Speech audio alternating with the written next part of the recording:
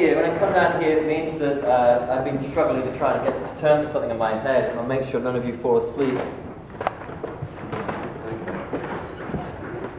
I've read this sermon 3 times and I've scrapped it. Have you ever done that? Written an essay? Mr. Powell's what happened? Yeah. He's a very good teacher and he likes to get the best out of you. Have you ever had that? You started something, this is nonsense, this is terrible. Maybe it's a love letter. Who's telling me about that? One of you read a love letter? Oh yeah, sorry. And it wasn't right. Words weren't right, Luke. You didn't feel that she was going to get it. So you sang that song and her dad came out with that shotgun. That's fine, it's a story. But I wanted to grapple with this in my mind, and I had this long deadline which never works for me. The deadline needs to be the next day for me to get anything done. And have you had that experience too? I just couldn't get it right because this is the most important thing that I could think about. We're in a series of sermons, a series of ideas in our chapel this semester to think about our life together. And our life together as a school is really important to me. And I hope it's really important to you too. And this first meditation I want to share with you is perhaps the most important truth I think I can share with anybody about Christian faith. You can hold each other's hands, that's fine. It's fine, you can do that. In the classroom, I like to torture my theology students. It's true. You can probably attest to that. I like to ask them questions that have no simple, straightforward answer. And one of those questions was, what defines our humanity? What defines our humanity? That's been bent in their brains for the last little while.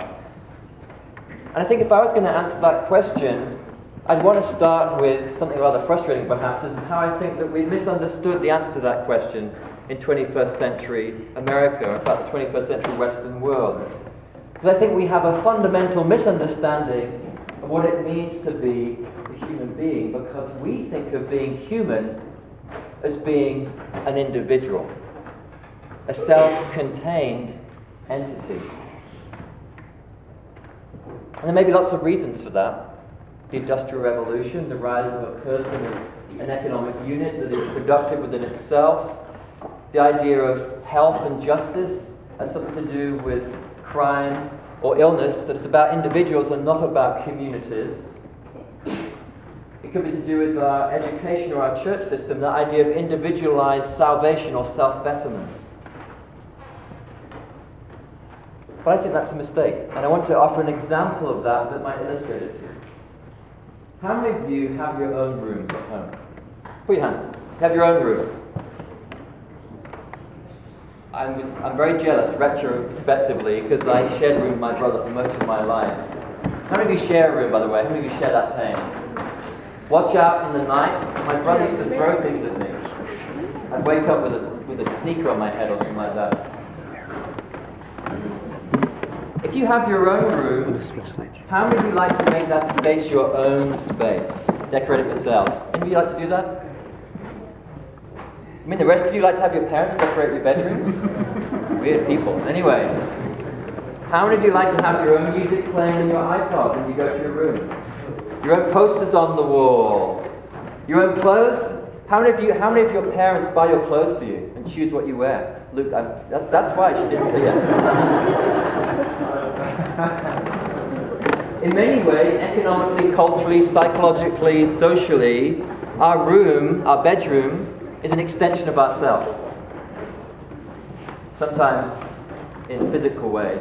Smells. Go to the second scarf, you figure it out. No disrespect, second scarf, third scarf's worse. It says something about yourself.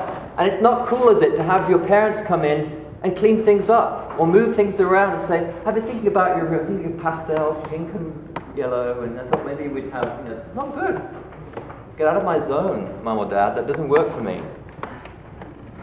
Well, in many ways, that self-contained entity is like us. And let me give you a little story about how young that can start. In England, I went to visit a family to prepare the family for the baptism of their child.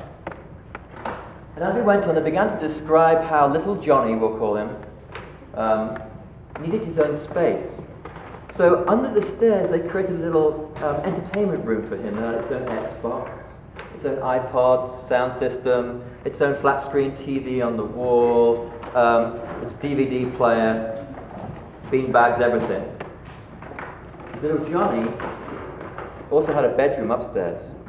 Little Johnny was 3 years old. And I'm not joking, it's not a made-up story. He was 3 years old. And I thought, we've got a lot more to talk about than baptism right here. It starts early. We had this idea that we are individuals, and so we're kind of self-contained, so kind of keep out of my personal space. Stop breathing on me, man, that's not cool. I'm my own person. But I want to say that that idea as a human being, as an individual, is just wrong. There's an alternative. That a human being is about being a human person, not an individual, constituted as a self-entity, but a person is somebody who is constituted as always open to relationship. Or in the words of the Orthodox theologian John Zizioulas, to be a human person is to be a being in communion. For me, that's the truth about being human. To be fully human is to be in relation with others through, and in fact, in God. So what I'm saying here is that, and this is the most important thing I can share, is that God is in between us. Right there. See him? He's there, back there. God is in between us. And when we live in the God who is in between us, we become open to the relationship that is between us and the other, and also with God. Dr. Cassie, the other week, cited Martin Buber's idea of persons in relationship, in an I-thou relationship, like the meeting of parallel lines. And I want to push that idea further. So that as persons who are beings in communion, we're not altogether self-contained. We're not altogether distinct individuals. We're persons whose personhoods bleed into each other, not literally, metaphorically. In God, I believe we literally have a part in each other's lives. We are a part of one another. We are a part of God in some sense, like but not the same as Christ. We are in the human and in the divine. We share God in between us. We become God. We embody God. At some utterly mysterious and slightly, I must say, heretical way, and on film, we are God. Yes. There's no such thing truly as an individual. We're beings only in communion. We are only one body, though we are many. Now, some of you might be freaking out right now, thinking, what on earth is he going on about? So I just want to conclude by saying the same thing, just by using some examples of what I've seen in our school this semester. When you stood in that wonderful winding line at the river, and as we passed netted bags of oyster shells to one another, new life clinging to old, and look at each other's eyes and thought, it may be really cold, but this is really neat. We saw God. When you stretched every sinew in your body to keep that volleyball off the court floor, stretched out that leg to make that tackle on the pitch, or pushed your muscles until they popped out of your skin to shelter your quarterback, you felt in your bones that you were a team. And you belonged right there in the heart of it all, and you recognized the holy.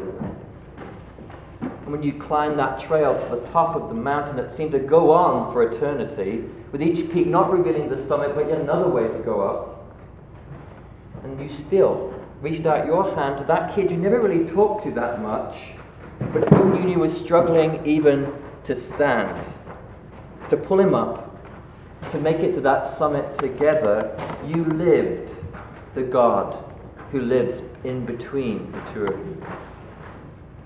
And when you sat here in this place of worship after weeks and maybe months of indifference and apathy, and finally the penny dropped and you saw something new you'd never known about yourself or the people around you, right there in that moment, you caught a glimpse of the mind of God that utters gentle words to the universe every passing second of eternity. In all these things and in an infinity of more, you were beings in communion. You were at last a human person. You were where God intends for you to be. In the song that we heard when we did our sacred bundle in Marston, you can't tell me there's no mystery. Everywhere I turn. Amen.